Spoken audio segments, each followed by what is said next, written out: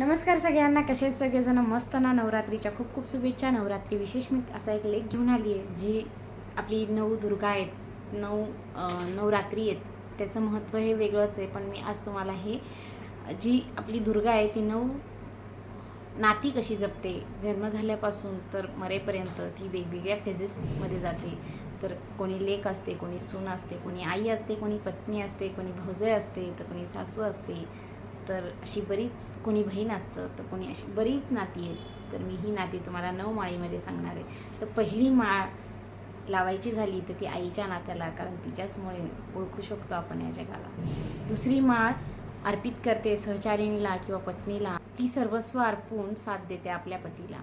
तिसऱ्या माळेच्या मानकरी मात्र सर्व लेकी, कारण त्यांच्याचमुळे आपलं घर नेहमी बहरत राहील. चौथ्या माळेच्या मानकरी मात्र सासूबाई, कारण त्यांच्या लेकामुळेच या जगाला अर्थ राहील.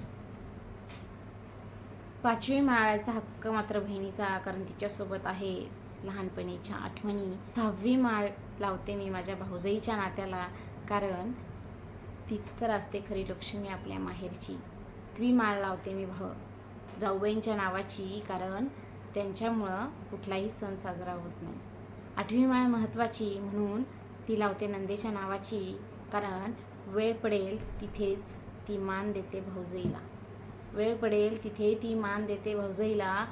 9वी माळ मात्र सुनांच्या नावाची, कारण आईनंतर लेकाची काळजी घेते ती असते सुनबाई. 9 दुर्गांची 9 रूपे आहेत सुंदर, नमन त्या रूपांना, कारण ती जपते आयुष्यभर.